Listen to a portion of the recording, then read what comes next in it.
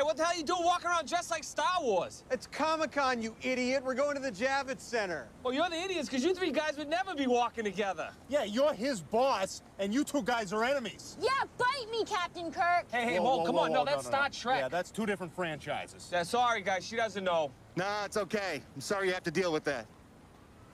Let's go. Oh, hey, come on. It's not worth it, man. It's not worth it. No. Hello, everybody. Welcome back to Fanzone Debate. A very exciting match for you in our title picture here. We've got Joe Farrelly taking on Javi Madan. Javi went up against Mr. Pinchuck last, and a very good win. And a very, very good win. We haven't seen Joe since his loss to Nazario in the tournament, but that was in the finals of the tournament. So Joe gets this spot here, and he's taking on Javi.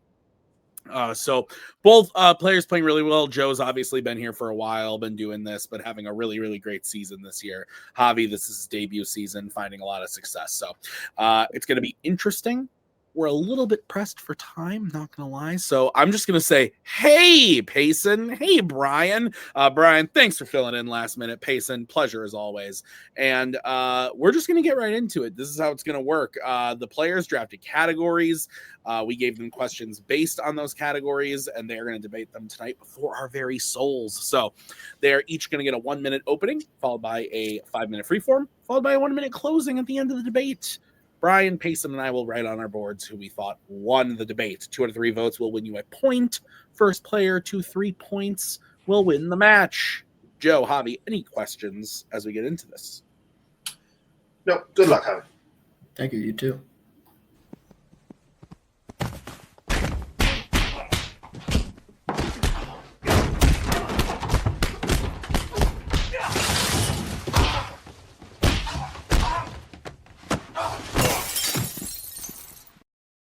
All right, we will get started with your first question.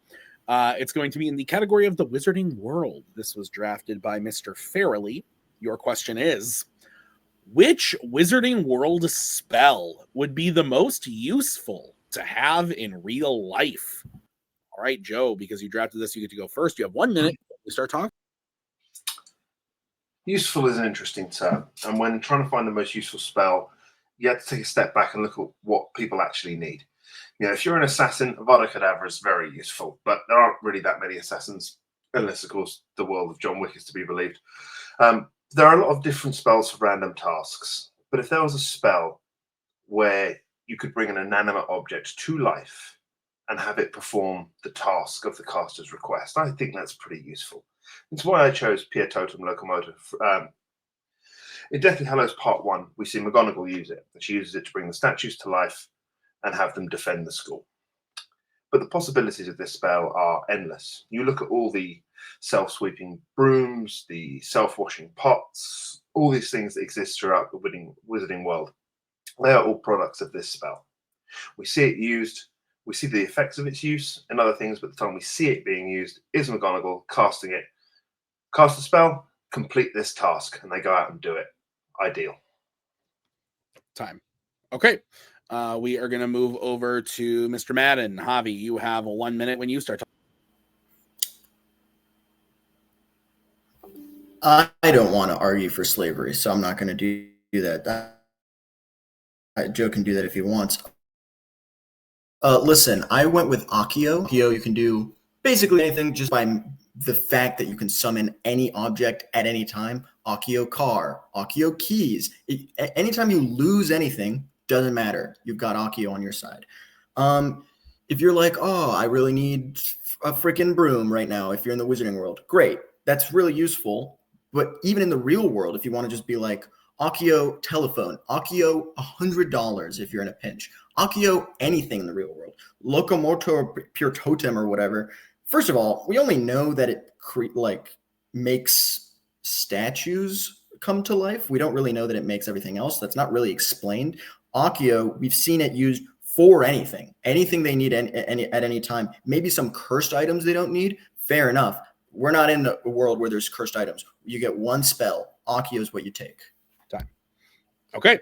Got your spells. We're ready to go. Gentlemen, 5-minute free form when one of you starts talking. I will throw up the 1-minute warning when the time comes. If you are talking over your opponent, I will throw up the let your opponent talk. Don't do that. It makes me sad. 5-minute free form when one of you starts.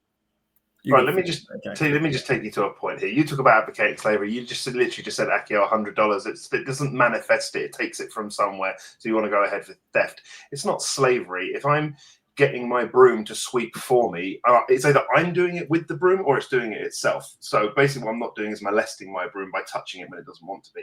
So, we can come down to that. How often do you actually lose things, Javi? And for the judges as well, how often do you actually lose things? If you were to use Akio just before you left the house, keys, wallet, phone, you're still relying on yourself actually having to remember the things you need.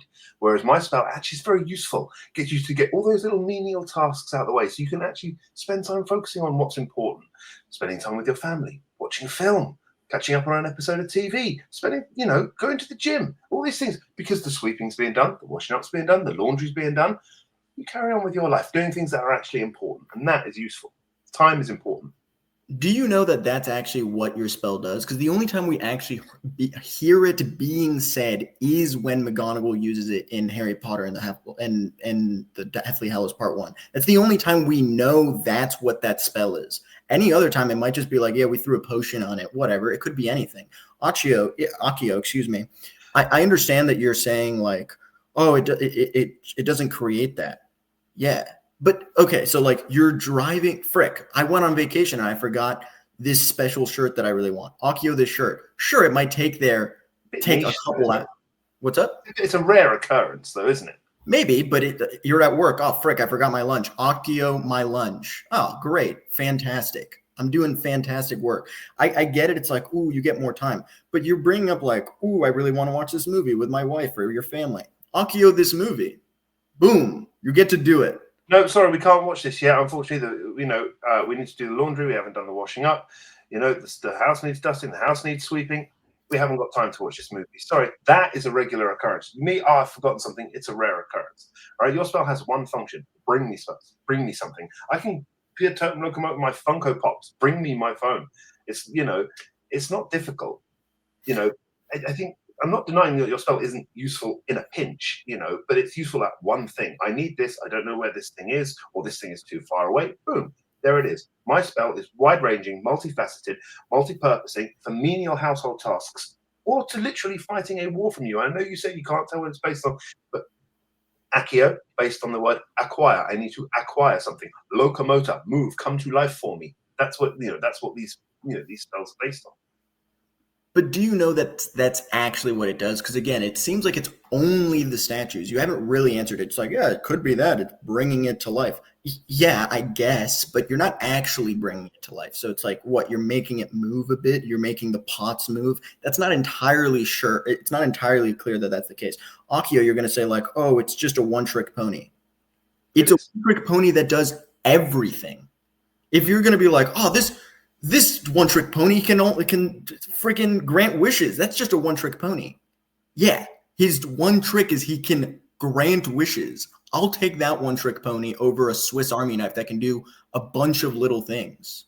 I mean, the Swiss Army knife is literally one of the most useful inventions in time, and that's what we're arguing about. Is most useful. You've got a knife which can do this one thing. I have a Swiss Army knife which can do multiple things for me. That is useful. It is saving me time. Time is valuable. Time is money, and that is what you need. You're going to tell me that given a choice between a wish-fulfilling donkey and a freaking Swiss Army knife, you're going to take the Swiss Army knife? Obviously not. You're not going to do that. But I don't believe that's what you're arguing for. I don't believe you're arguing for a wish-fulfilling donkey. I believe you're arguing for I've forgotten this thing that I need. Get it, bring it to me. Which is not. I'm not saying it's not useful. I'm just not saying it's not the most useful. Right? You can do one thing. I can do multiple things.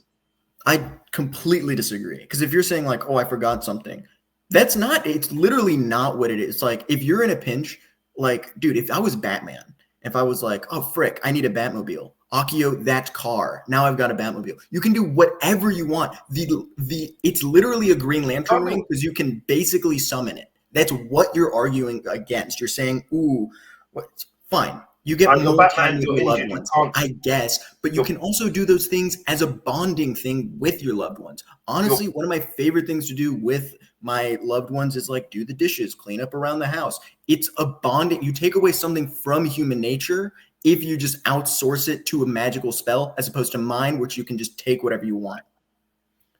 Okay, we're going to start closings with Javi. Javi, you have 1 minute when you start. Listen, I get it. First of all, I'm not super convinced that Pure Totem Locomotor counts for all of those things. But even if you want to get into that, which, again, I'm not convinced on, and I'm not super sure Joe is either, there's a thing about doing something together. If you just outsource something just out of sheer laziness, you're just like, I don't want to do this right now. I'm going to make that thing do it itself. It's the problem that we have with AI. Everything's automated. Everything is just going to the point where you're just like, oh, I don't need to do this anymore, so I'm just going to make this thing do it. Accio facilitates things in your life in the sense that you can bring something to yourself to make everything around you better. So, for example, all right, fine. I really need my car keys because I can't find it. All right, I'm going to do this. I want to watch this movie in this giant stack. Tim, you know what this is like, I'm sure. Tons of freaking movies. You can't find them. Accio, The Godfather. Pure Totem Locomotor. Are you kidding me? That's bad. I'm alphabetized, bitch. I can find anything immediately. Okay, Joe, go ahead. Thank you for taking that counter from me, Tim.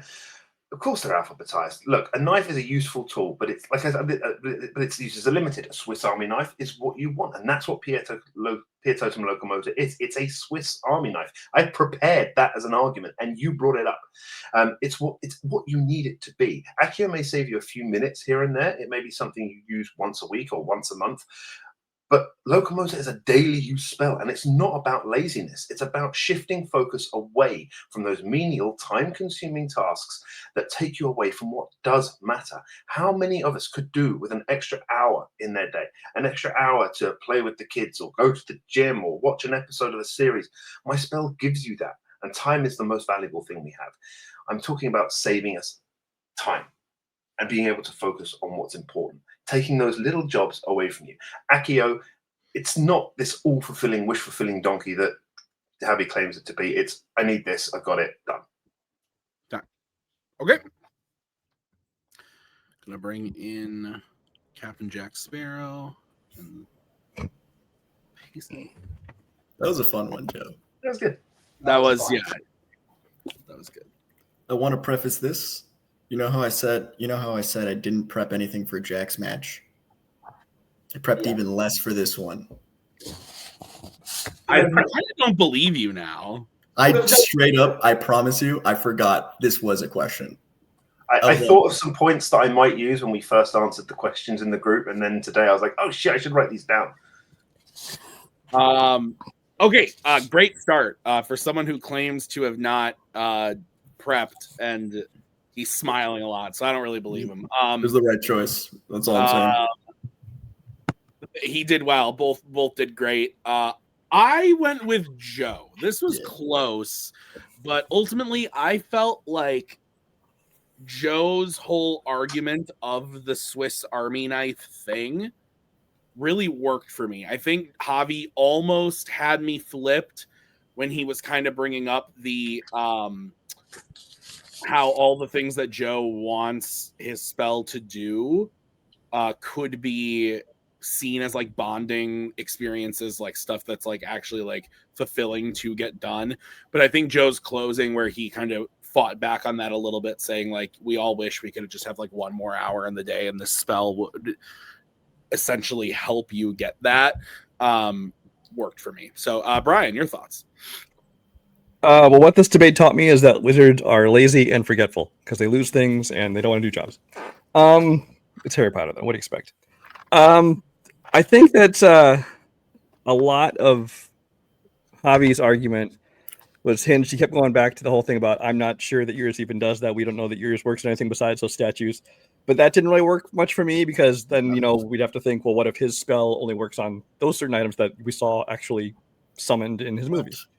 But I mean, so it's like you can't have one way, not the other. So basically, but I'm just saying the spell, we have to take it at face value of what the spell does. So that just, his argument didn't hold much water for me. In the end, for me, I think Joe just did a little better job of showing me that, having a spell for doing things is better than having things. Okay. Payson, your thoughts? Dissenting opinion, because I actually went Javi. Dubo doesn't count, but there's some points there. I do think the point that Javi made about there are just certain tasks that doing them with your loved ones, I think that did actually really work for me. I do appreciate Joe's defense of that, but yeah, I do just love that Javi's first example of Akio was saying, "Hey, what if I can't find my car? Akio car," and now I'm just imagining a car just flying through a parking lot to finally hit you, and that's very Running funny. over all the students. Javi, I didn't get time for it when you said the Batman thing. I was like, well, what if Batman's injured? Pietro de Locomotive drive the car for me. No, dude, that's already automated. He's already got an AI in there. All right, good shit, guys. Joe wins the first point. We're gonna move on to your next question. This was drafted by Javi in the category of directors, and your question is: which non-fandom Christopher Nolan film has the best ending? We are going to kick this off with Javi. You have 1 minute when you start talking. The Pledge, The Turn, The Prestige. What's great about The Prestige, especially its ending, is that it's encapsulating of not just the entirety of the movie, it encapsulates filmmaking. And I know that sounds either cliche or very abstract, but hear me out. The thing about The Prestige is the ending tells you that what you saw was exactly what they explained at the beginning. So in other words, when you find out Hugh Jackman is actually you sympathize with Hugh Jackman at the start, and then you're basically just on Bale's side by the end of it, which is kind of crazy that a movie's just able to be like, oh, this hero's he's a villain now. That sucks. He's doing terrible things. But then the reveal of spoilers, he's his twin brother, tells you it was that simple. The thing about the movie is that it tells you, hey, it can't be this simple. The Pledge, The Turn, maybe it isn't that simple. The Prestige, it's not that it is that simple, and it's great. Okay, let's go over to Joe. Joe, you have 1 minute when you start talking. The ending of Oppenheimer is, without a doubt, Nolan's best ending. The dialogue and visuals that surrounding Oppenheimer and Einstein's conversation create a powerful, emotional, and existential gut punch of an ending that is the perfect note for the story being told. The simplicity and the subtlety with which the final "I believe we did" is uttered, with the visual of those burning clouds, it hits so hard.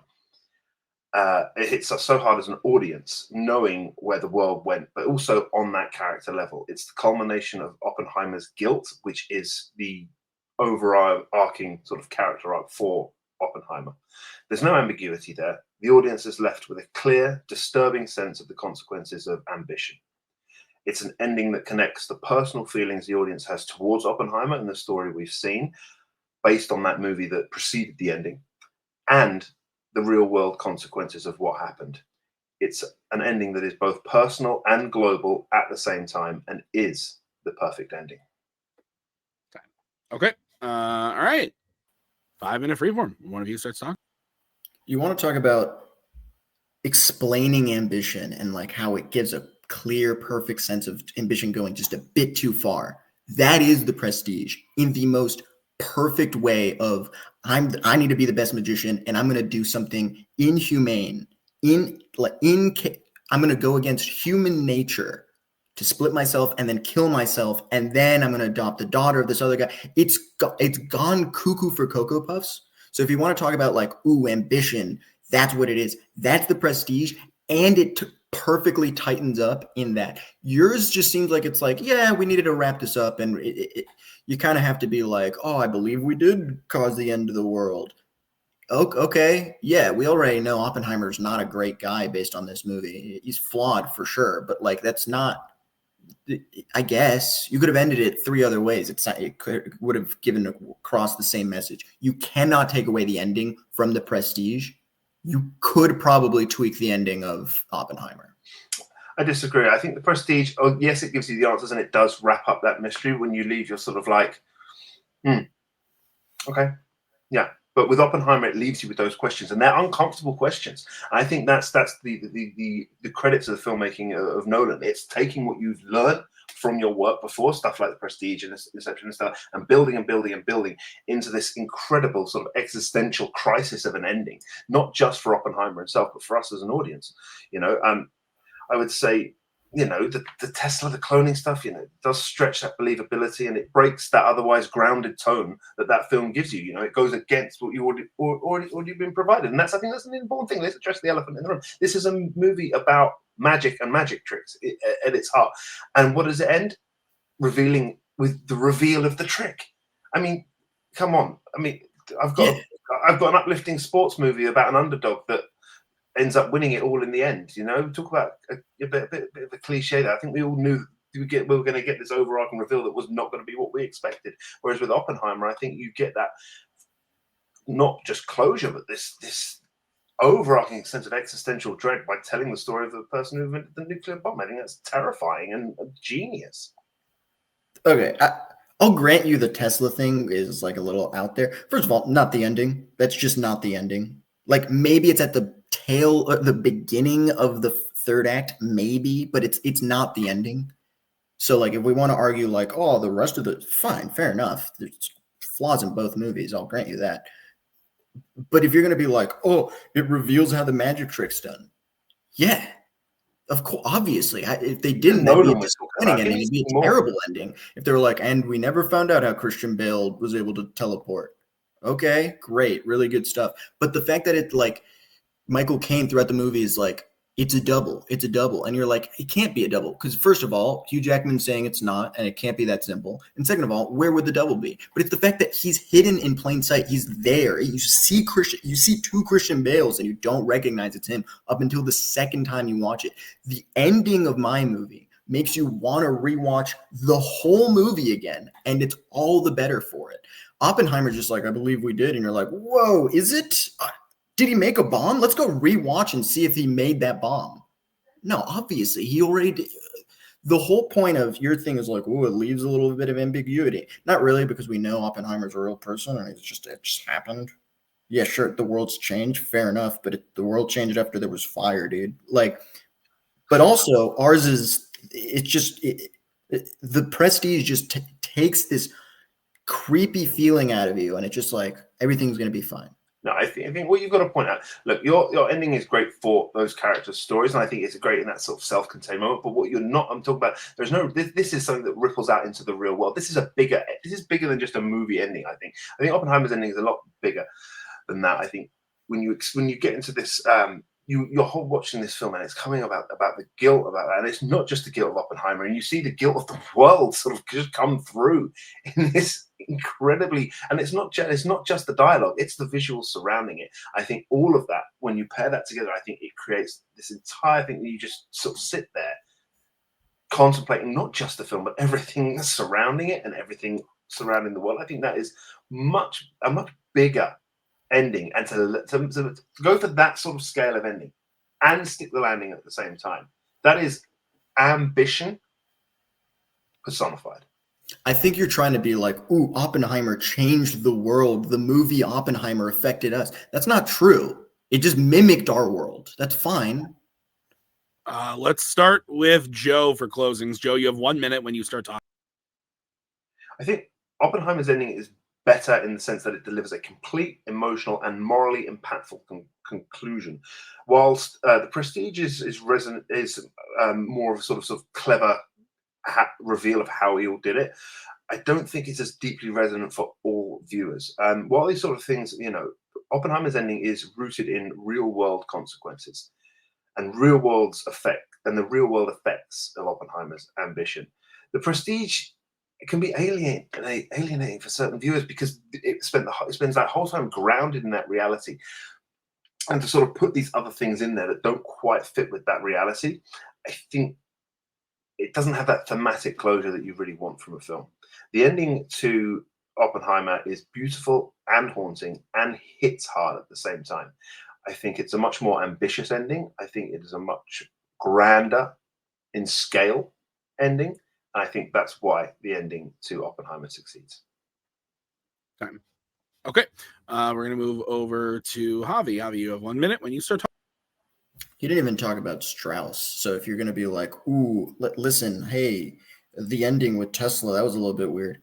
Okay, we're talking about the ending. You're not even going to talk about Strauss at the ending. Like, just you're going to ignore that entirely. Fair enough. Your ending is just one thing where he's like, maybe we did change the world. Whoa. All right, cool. It is cool. But if you're going to say like, oh, the Prestige isn't haunting and it's beautiful and whatever, that's crazy. It is haunting and it is beautiful and it's resolved beautifully. I wish I would have talked more about how it's like the first act, the second act, and the third act of a movie. That when they explain what the Prestige is, right? It sets up and then it takes a bit of a turn and then it all gets resolved in a beautiful way. That is the ending of the Prestige. The Prestige is the Prestige, which is actually super cool when you think about it. When it's like the whole movie is the third act. The movie doesn't work without the ending of that movie. And it's all the better for it because you can go rewatch it and it takes you time.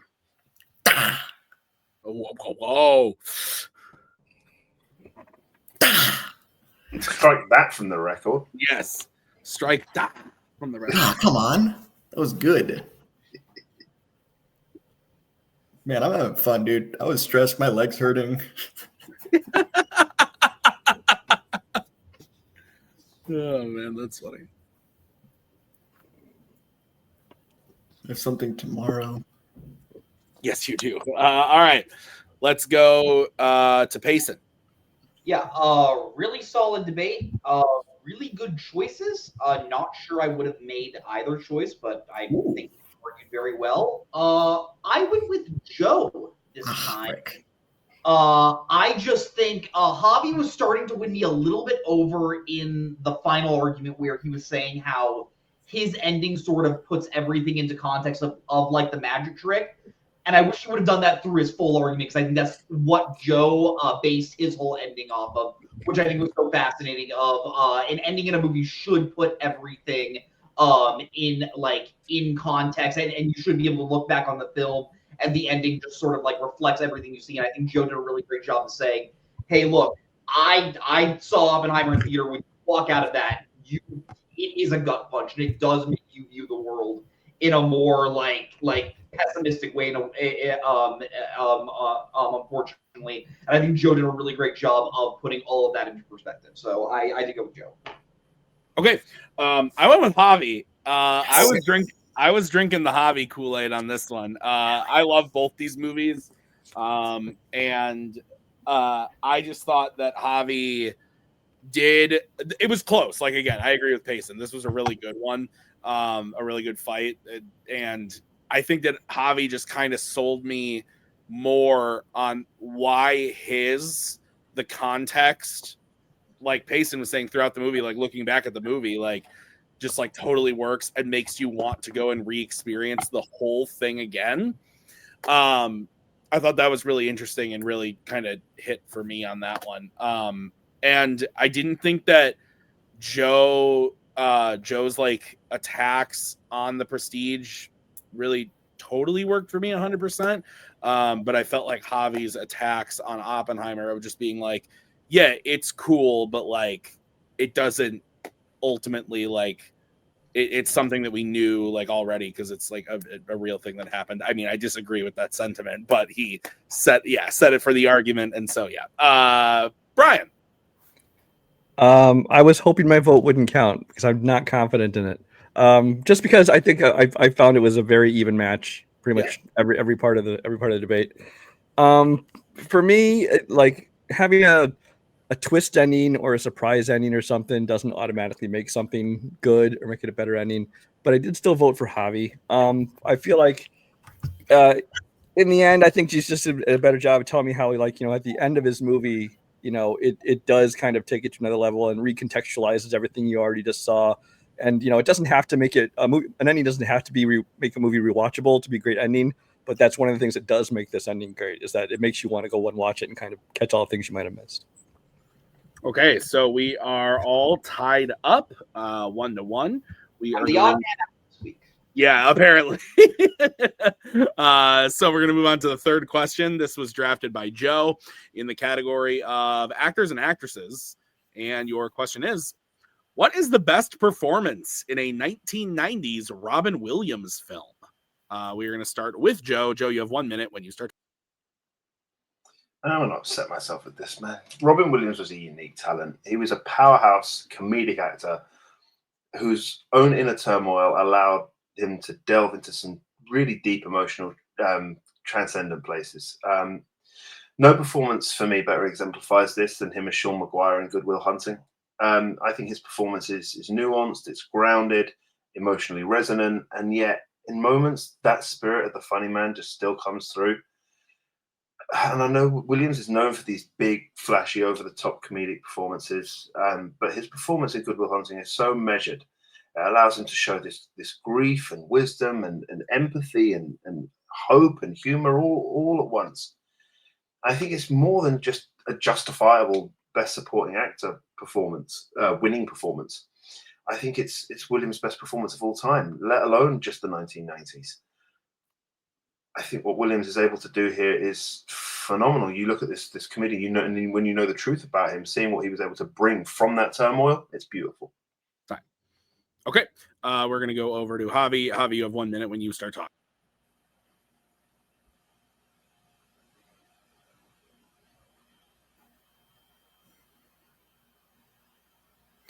Robin Williams in Mrs. Doubtfire. Sit with that. Robin Williams is known for being one of the best performers of all time because he's multi-talented in all sorts of things.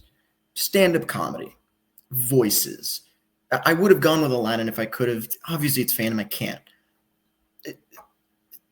Freaking just acting in general, dramatic acting, ad-libbing, transforming himself into a character that you just are mesmerized by. Sure, there are times where he just plays Robin Williams, and that's fun, whatever. But he's playing someone different. He's playing someone who's kind of broken because he's not a great dad and he's not a great husband, but he's trying his best throughout the movie to be there for his kids. So he transforms into this old Scottish grandma, and it just works so great because it's not like the most dramatic, gut-wrenching performance, but it covers all of his many talents into one movie. Okay. Two excellent choices, gentlemen. 5-minute free form when one of you starts talking. Please. I think it's more than it's not just gut wrenching because there are moments where this hopefulness and then this comedic stuff comes through. Even the improv stuff is more restrained. That son of a bitch stole my line, which he improved at the end as such. That's just I think this performance defines Robin Williams. My issue isn't that the performance of Mrs. Doubtfire isn't good. It's just that it relies so heavily on just Williams' improv skills, and in that, but Good Will Hunting, I think there's just so much preparation to it. There's taking himself to that deep emotional place and using that inner turmoil to convey both the grief and the hope that Maguire feels, and to himself and towards Will as well. Yeah, I agree. I think one of the reasons Mrs. Doubtfire works is because of Robin Williams' ability to improv and act on the spot. And I think you're right. It's just the writing in Good Will Hunting is fantastic. And the acting is good too. Obviously, listen, I don't want to talk about Oscars. I think talking about Oscars is frankly not worth our time. If you want to, that's fine. Maybe Robin Williams should have won an Oscar for Mrs. Doubtfire. I agree with that too. But listen, hey, we're not going to go there if we don't want to. Yeah, I always find it funny when people are like, do you know Robin Williams improv Son of a Bitch Stole My Line? That's freaking crazy. What a great actor. Yeah, people ad-lib every once in a while. No one ad-libs to the point that Robin Williams does in Mrs. Doubtfire as just like I do voices. He's like playing all sorts of crazy, wild versions of himself and just this old Scottish nanny just to impress. And it's funny because we talk about like, getting lost in the character. He literally gets lost in the character. Everyone around him believes him as Mrs. Doubtfire. Is that all that improv though? Is that a great performance, or is it just if you throw enough shit, some of it will stick? It'll stick. You do so much. How much ends up on the cutting room floor that's not great? It's like, this stuff work. We'll use that. Let's bring back to the dramatic stuff. Yes, there's dramatic stuff in Mrs. Doubtfire, but I think selling a father, fighting for their kids, I actually don't think it's that hard to sell.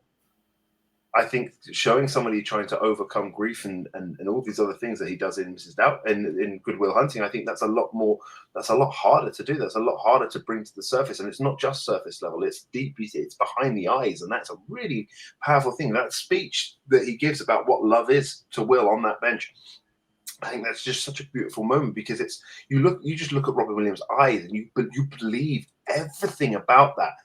It's absolutely beautiful performance, and it comes not just from I'm reading lines here. This comes from a place inside, and bringing that to the surface and making that believable. I think that is just so powerful, more than anything in Mrs. Doubtfire. Mrs. Doubtfire is a great comedic performance with some surface level drama stuff. Good Will Hunting across the board, different range. Disagree. If you want to talk about range, it's literally like, yeah, like he's kind of funny and quirky. He talks about like his wife farting or whatever. Fine, very funny, but like. It is just like, yeah, I gotta get Good Will Hunting through this freaking Good Will Hunting movie. You know, it's this is what I gotta do in this movie, and it's good, it's fine. But Robin Williams is in control. He's in the driver's seat of Mrs. Doubtfire. He's the reason that movie works. I think you probably could replace Sean McGuire with a different actor. Maybe you don't get the same performance. Maybe it's not the same level. You can't get rid of Mrs. Doubtfire. It's impossible though. You cannot get Mrs. Doubtfire for anyone. It just, the movie does not work. It strictly does not. It covers literally everything that he does well as a performer. I think knowing what we know now about Williams, knowing everything that he was going through, you go back and watch Good Will Hunting with that knowledge now, and you watch that performance, that drama he brings, that power, that grief, that sadness. That is why nobody else could do that role. That is why it's Robin Williams' best role. You know, there is improv, but it's on a more restrained scale. What Williams managed to do in here, he transforms himself without the use of makeup. All right, he transforms himself into a whole new person, into this incredible character, without having to use makeup. It's all about the performance. Yeah. Okay, you're gonna be like, oh, makeup. All right. First of all, everyone in Hollywood uses makeup. Don't friggin' do that. You want to be like, oh, Heath Ledger's freaking performance doesn't work in The Dark Knight because he's got that freaking. No, obviously, it's the performance. It's not the makeup. Screw that, man. That's a terrible, terrible thing to say about a great man who gave it all for Mrs. I'm not saying Doubtfire. it's not funny. I'm just saying he doesn't transform himself into a character in the way he does with Sean McGuire. 100%. He's Sean McGuire because he's Sean McGuire. He's Mrs. Doubtfire. He is Mrs. Doubtfire. Sorry, there was something really good there at the end. All right, Javi, what? We talked a little bit about one-trick ponies and the Akio, whatever. Robin Williams is the definition of a not one-trick pony. He is a Swiss Army knife. And what do you want to do when you're utilizing all of it? You want to utilize all of his things in every movie that he's in, right? Maybe you just get him for Popeye, fine, but that movie's not great. Maybe you get him in like a more dramatic role like Fisher King or The Fisherman King, whatever, that movie. You get it. Mrs. Doubtfire covers all of his skills, every single one of them. He goes dramatic, he goes funny, he goes voices, he does all of it. And you believe every single one of it. And I'm not even joking. I understand that it's like, ooh, it's the funny comedic performance. Javi's throwing it in because it's like you just believe he is Mrs. Doubtfire. And even when he's like the father as not Mrs. Doubtfire, you believe that he's actually struggling to make connections. Right. Okay. Let's go over to Joe. Joe, you have 1 minute when you start talking. Robin Williams' performance in Good Will Hunting is better, not because it's more entertaining and more loud and more brash. It's because it shows this profound ability to convey multiple emotions with subtlety and sincerity. It expanded how the world saw Robin Williams, not just as a brilliant comedian, but as a deeply human actor capable of heartbreaking depth. Williams is very funny in Mrs. Doubtfire, and while the performance isn't one note, when it does drift into the dramatic stuff, it does feel surface level. I think Sally Field does most of the heavy lifting in the dramatic scenes, whereas in Good Will Hunting, it's an exchange with Matt Damon, and not just that, but as I said before, there are certain scenes, whether it be the park bench in explaining what love is, it's not your fault, or just the simple improv at the end of it's not son of a bitch stole my land. I think all of these different things convey different skills of Robin Williams and different emotions, and it is just beautiful. Okay. Stopwatch. Okay. God, Javi coming in. How dare you say that about a great man? I was like, Great man. oh, that was funny. You're gonna say his one note, Joe? You're gonna say his one note in the friggin' dramatic scenes? Just give him the point. Yellow card. Let's go to Akio, huh? Brian. You're both wrong. The correct answer is the Fisher King. Just let that sit for a minute. I've not seen it. Or the Fisherman King, as some people say. Yeah, this one was kind of close again. For me on paper, Good Will Hunting is the better performance. Just because on Mrs. Doubtfire, I don't really care for much myself. I think it's okay, overrated. But honestly, I did go with Javi at the end. I think that it was a very close match, but what kind of took the scales for me is one thing that Javi said that Joe just didn't respond to. We just let it hang out there uncontested, which was that when Javi said that another actor probably could have played McGuire, whereas only Robin Williams could have played the role of Mrs. Doubtfire, which really kind of was kind of a smart thing to say. Which I was waiting to hear what Joe responded to that, but he left it out there. So. All right, Payson. It's not your fault, bro. It's not your fault. Yeah, let's see if I'm the odd man out again, because I went with Joe. This was an incredibly close argument. I think Javi did a phenomenal job of showing why Mrs. Doubtfire is an excellent role. I believe Daniel Hiller is the name of the character.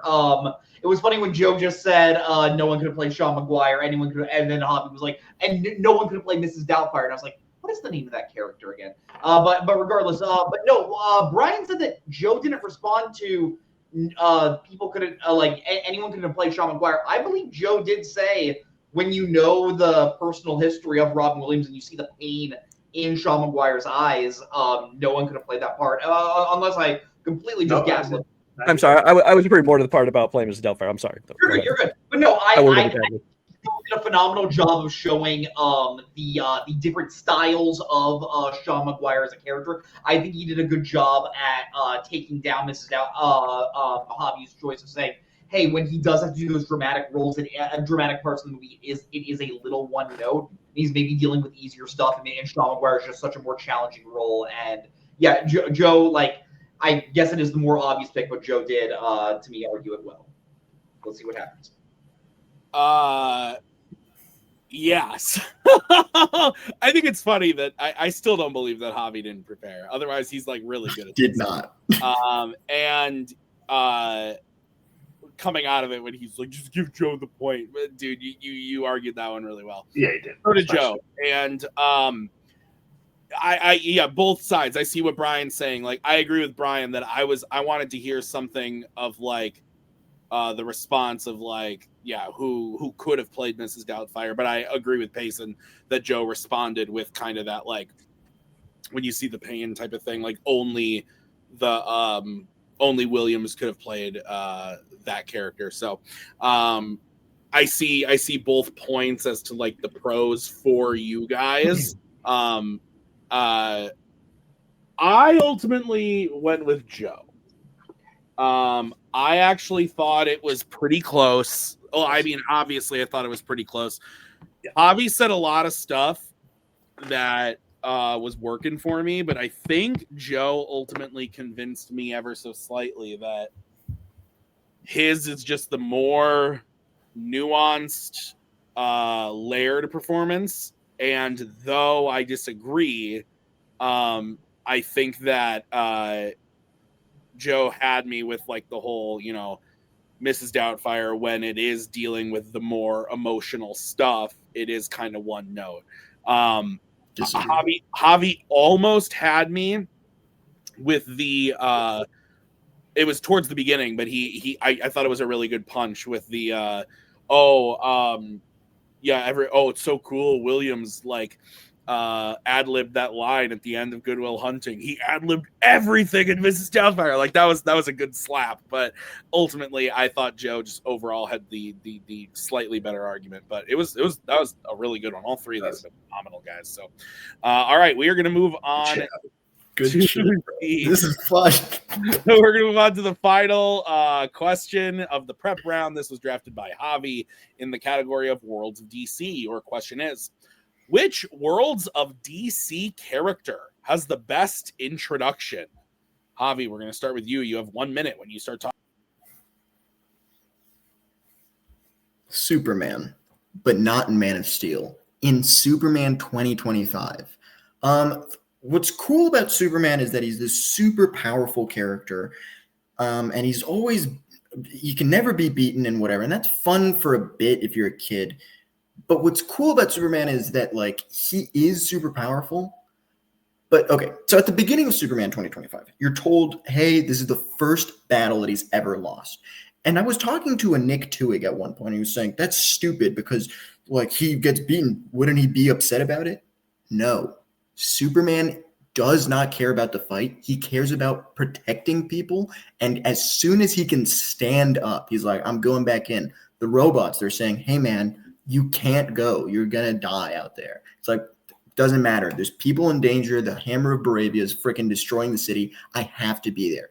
That is the Superman that we've needed for a long time. We haven't gotten it since maybe Reeve, but now it's real.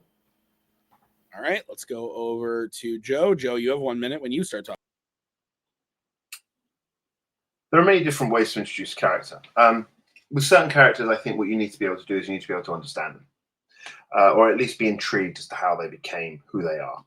I think Thaddeus Savannah's introduction in Shazam tells me everything I need to know about that character, sets up his arc perfectly in a way that makes him not just evil for evil's sake. At the beginning of Shazam, we see him as a child, bullied by his family, belittled before being summoned to the Rock of Eternity, only to succumb to the will of the sins and be rejected by the wizard. I think it's actually the perfect setup for not only Thaddeus Savannah as a character, but him as an opposite to Billy Batson. It informs all the choices he makes throughout the film. By showing this tragic childhood as well, it gives the audience sympathy towards him, which makes him a more compelling villain. I also noticed that when we are introduced to Savannah as an adult in that introduction, we see he's introduced in darkness and in shadow, which is contrasted beautifully with Billy, who is shown in daylight and in bright snow. I think it's the perfect introduction. Okay. Savannah and Superman, 5 minutes. When one of you starts. Well, we've just sort of say, glad we've got rid of all the people who were introduced via an attachment in an email. That's quite handy. But look, James Gunn spent so much time prior to Superman coming out saying, we don't need to see Superman's origin. We've seen it so many times, which is fine if you're not about to completely, change the origin, change Jor-El's motivations, remove the death of Jonathan Kent. I know nothing about what makes Kal-El Superman. I know nothing about why the why is so important. Lex Luthor says in Superman 1978, the important thing is about why. He has a whole speech about why. The why is so important. I don't understand the why of Kal-El. I'm given a little bit of text on the screen. Thanks, reading. That's how you introduce a character, with reading. First of all, that's not how you introduce the character. That's how you set up, hey, this is where Superman is right now, and this is what's happening. The introduction of him is him crashing into the ice. You don't know who Superman is. You haven't seen the last 13 movies. I'm sorry, this is 2025 Superman. It hasn't been one for 12 years. So, but you're saying it changes the origins, Jor-El. That's not the introduction to the character. If you want to talk about gripes with the character later on, that's fine. No, because that is Savannah, by the way. Because the introduction we're given tells me nothing. It's like, oh, here's some reading. There's a super. He's never lost a fight. Well, that would have been a really cool movie to see, where you see him set up this, and then this would be a really good sequel. No, disagree. Because the point of Superman isn't I'm so powerful and no one can beat me. That's what a child thinks of Superman. What? Be nice to see that. I don't think you need to. I think that's all we've seen out of Superman media. But this is haven't seen. This is a new. This is supposed to be a new Superman. All right, this is a new Superman, but guess what? This Superman can get beat up. That's kind of cool. That's something that we haven't seen in a Superman. If it's just like, ooh, guess what? He can't be beaten. Yeah, we've seen that in the last 13 Superman movies and in the comics and in the cartoons. If you want to talk about, Jor-El or Jonathan Kent doesn't die, traditionally he doesn't mostly die. It's just in the movies for some reason they just want to keep killing him off. Thaddeus Sivana, the problem that you have with him is he's a sympathetic villain because he gets bullied by his father and his brother. Fine. Why did the wizard Shazam pick him? Because you're pure of heart. Is he? Not really. Or it's like, okay, because you're innocent of heart, you're a child. Okay. I mean, it's fairly well established at that point that the wizard is struggling. But it's He's a struggling to find champions. But it's a no, that's later. That's later in the movie when Thaddeus Sivana comes in and he's like, oh, I'm desperate. I need Billy Batson. Right now, he's just like, I just need to find someone. No? Okay, fine. Next kid. And he just never finds him. So he's literally just the one that kind of went a little bit more bad because he was smart. Fine. Fair enough. But the problem that you have with it is like, why did he even choose Thaddeus Sivana? Not really for any reason. It seems like there's 100 other kids that he chose. So, by the way, you want to talk about like, the Sinister when he's in the dark, whatever. That's a completely different scene that happens 5 minutes, 10 minutes after. So if you want to be like, oh, that's part of the introduction, that is not part of the introduction. The part of the introduction is when you meet him, when that's the case. Superman, that whole scene is the thing. So it's like, you introduced to Crypto. He can be beat up, whatever. Oh, it's the yellow sun, whatever. Oh, it sets up the Jor-El thing. And then he's like, hey, I got to get going. You can't. You're going to die. Got to do it. Got to protect the people I love. Got to protect the city I love. Got to protect innocent people. That is who Superman is. Thaddeus Sivana just tells you, the sins are tempting him and he falls for it. Okay, cool. Yeah, which sets up him as a villain to Billy Batson, someone who is actually pure of heart. That's the whole point. It's an introduction to the character. You're learning about him. You're learning about his motivations. There's parts of the scene that make you sympathetic towards him, and then also you get that juxtaposition with the main hero, who he's going to be fighting later on. That's why it's a great introduction, because later on, when they introduce the main character, it's juxtaposed and it creates a different thing. But the problem is, I said with your introduction, you get it as reading. You get, he's never lost a fight. It will be really great to see that, because then you can see, no, this is the first time he's lost a fight and he's still going back. That's great, because you don't see that. This is supposed to be an introduction to a character we've not seen in 12 years. And say we've never seen him lose. We saw him die like 9 years ago so he does lose fights. So we have seen that before. So it's more, I think the thing is it's more than just plot, my introduction. It's the visual. It's visually telling the story. That darkness and that shadow, you see him in the car when it's in darkness, but you don't see that with Billy. You get that brightness, you get that snow. That's why it works so well. I think both Savannah and Billy are rejected by their family and they choose to take different paths. That's an interesting character to me. That's what works about it. What doesn't work about your introduction is that it's bland. It's giving you, let's introduce this character to you because we do, but we don't need to show these bits because you already know them. But then they change them anyway later on. Right. It's trying to tell you this isn't your grandpappy's Superman. This is new Superman, and he can be beat up. It doesn't tell you that. Okay. Grandpappy. Okay. We're going to start with Joe. Joe, you have 1 minute when you start. James Gunn wants to have his cake and eat it too. Superman's origin is more than just the destruction of Krypton. It's the influence of his two fathers, whether it be the failure to save Jonathan that inspires him or that all meeting Jor-El and getting that message for the first time. But we get none of this. We get no understanding of why he is who he is. Savannah's introduction lays the foundation for who he will become, explaining why he is drawn to the sins and why he is the perfect juxtaposition for Billy. For a character introduction, introducing this character to its audience, Savannah is relatable, understandable, with a clear origin and motivations. Superman arrives on screen, already established, and with nothing an audience can use to actually understand him. We don't get it. This feels like people said with Man of Steel, we never got the good sequel to it. With James Gunn's Superman, this feels like the movie that it was a sequel to a movie we never got. I don't understand his motivations for this Superman. Time. All right. We are going to move over to Javi. Javi, you have 1 minute when you start talking. His motivations are stated throughout the movie is because it's good to do good. That is his motivation. If you want to be like, that's not good enough. Being kind is punk rock. That is the message of the movie. And then with his dad later, he's like, it's not your family's choices that you have to make. You make your own choices. That's what makes you good, son. That's why I don't like Jonathan Kent dying, by the way. Traditionally, he doesn't die. Again, I don't know why in the movies they keep wanting to kill him. Fair enough. Thaddeus Sivana, the whole point of that introduction is Dad and brother are mean to me. I got picked up by the Wizard Shazam. The Wizard Shazam didn't pick me like the last 100 kids before and the last 100 kids after. It's just the same thing. He just happens to be the one that went bad. Okay, fair enough. It's literally just I'm evil because the guy didn't choose me. Superman is I'm good because it's good to be good. That is what we're striving for. Okay. Whew.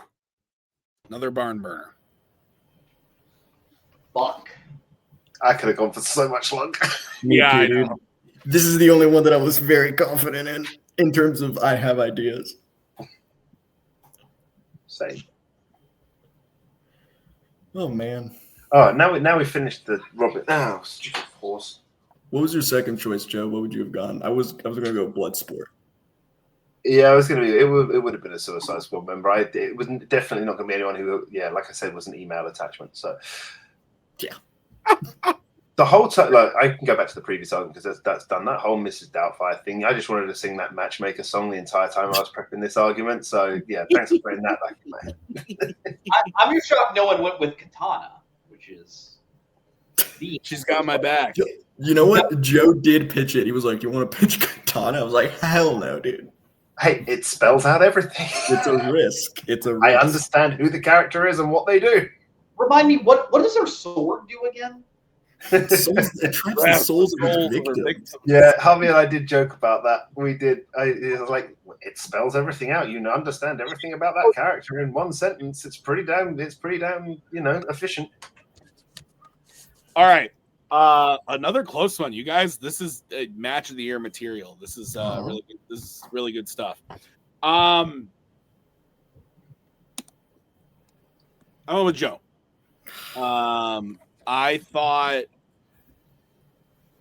Joe's argument of Savannah, you get everything you need to know in one scene, sets up the motivation, sets up the origin of the character, makes you feel a little bit bad for him, but also like you get where he's coming from, but he's still a dick, like everything. I think Javi's opening was super strong. And I've still only seen the movie once. Like, waiting to rewatch it with Maggie because she wants to watch it too.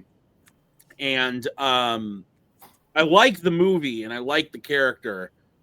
I don't know that it was the pick after Joe's argument. I thought Joe really strongly kind of picked apart the like we've even though this is the new version of the character and is this character's introduction, we've seen him lose a fight. Like, we've seen him die. Like, we've seen this before, whereas Savannah is like a whole new character and we're seeing everything there. And again, I think Javi had really strong points. Like the fact that this is the Superman we've needed. This is the big, brave and big Superman. Like, I think that was all really good stuff, but I think just overall Joe just had the stronger hits there for me. So Maggie just brought down some popcorn. That looks really good. Let's go over to Brian. Yeah, I think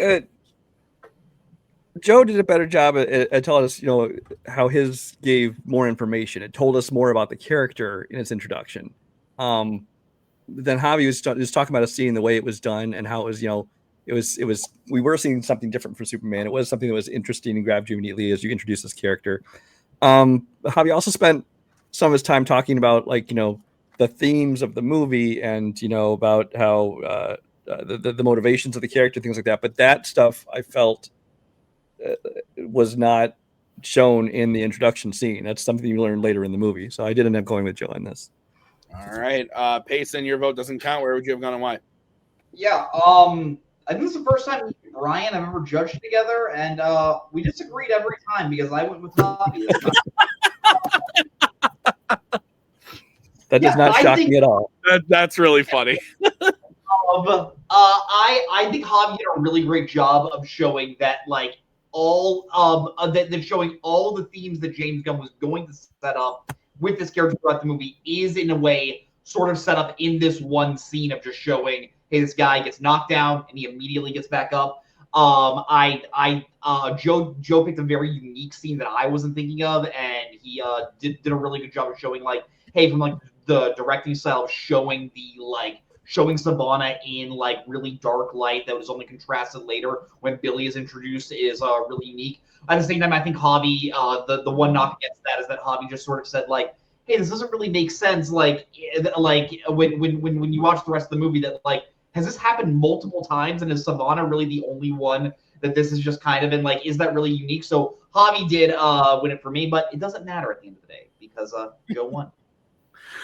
All right. Well, that means your winner is Joe Farrelly. We're going to talk to the players real quick. Javi, this ends your season, but honestly, 2-2, 4 matches in a debut season is pretty good, and that's because you were doing pretty good.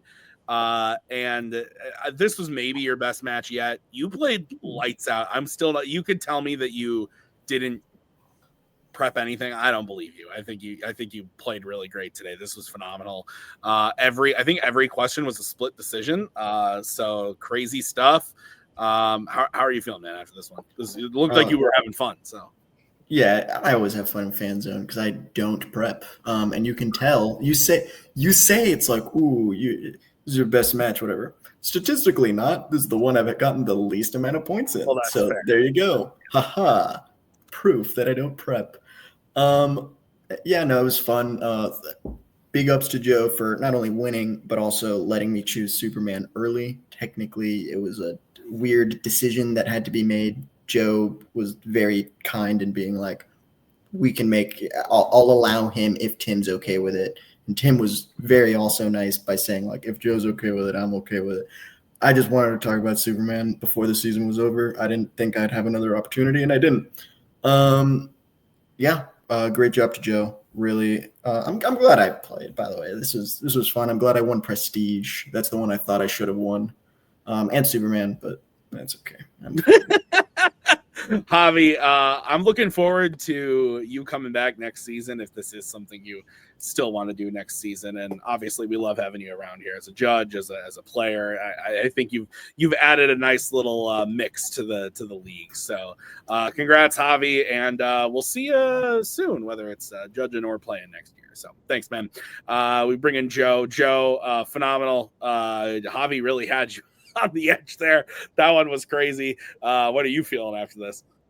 Yeah, you can always tell when it's a really great match when it comes down to it's already split and it comes down to the final judge and you're like waiting, like please, you're like you don't think, you're not like, yeah, this is me. It's like, oh, please say my name. So yeah, Harvey, he did crush it, and he can thank me, but maybe I already had these arguments in mind when he said, "Can I choose Superman?" I'm like, yeah, I know what I'm going to say about this then. Maybe I will let you have it because I know what I'm going to say. But he still said something that I wasn't prepared for, and sort of had to think on my feet. Did my best to prepare. The only one I didn't really get to finish was the Nolan one. Just didn't get around to seeing the Prestige again.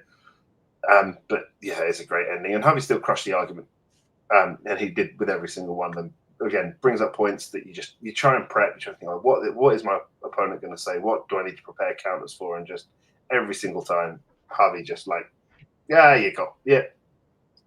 So yeah, it was a great match, and looking forward to what's next.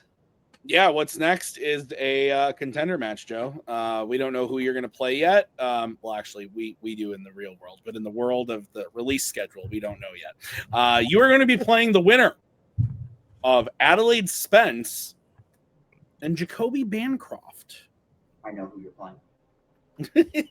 What are your thoughts? Who you want? I've debated Jacoby before, and I've never debated Spence. And I feel like I think their tastes are very different from mine, and I think that would make a very interesting debate. I have no idea what they would choose. But the last time I played Jacoby, it was also really fun. I think we had a really great debate. One of my favorite points I've ever brought up was in that match. We're talking about like the best action sequences, and I brought up the sound of Indy's punching. That's still one of the best points, I think. I do remember that. I will say Spence because I've never debated them before, and I get on with them really well, and I think they're a great person. I think it would be really fun, but also last time I played Jacoby, it was also a great time. Awesome. All right, Joe. Well, we're going to see you in that contender match in a little bit, a few weeks from now, and maybe we'll see if you can make it all the way to the title. We'll find out. Joe, congrats on a great match. Let's get some final thoughts, starting with Brian. Brian, thoughts on the match? Yeah, this one, I mean, I know we always say it, but this one honestly was really close for me because every single one of those questions, I don't think there was one that was definitive for me. It's like at the end of each round, I'd have to look over my notes I make to try and figure out what's going to tip the scales for me. Which is why I always hope that I'm that it's already decided before it comes to me, but it doesn't happen enough. I'm not surprised that I disagree with Pace on everything because, we get along, but we have very different tastes in everything. So I'm okay with that. But no, this was fun. It's fun. Looking forward to seeing Joe's next one. Payson, your thoughts? Yeah, this is one of my favorite debates I think I've ever judged. Every point, I didn't really know who I was going to vote for going into the final argument, into the closing argument, which I think is always fun. And yeah, I disagreed, but hey, that's why we have multiple judges. It would be really stupid if just Tim or someone else just came out and said, you win. Although if the two of us are on, then Tim can just be the only person to vote because we know that we'll cancel each other out. So. Yeah, absolutely. That's fair. Gentlemen, thank you for judging Brian. Thanks again for stepping in last minute. Thanks to Javi and Joe. Thank you to everybody else who helps make this show run. Your Nicks, your Kirks, your Marks. We appreciate you. We will see you next time with another great match. Until then, bye. There we go. Thanks a lot. Come again.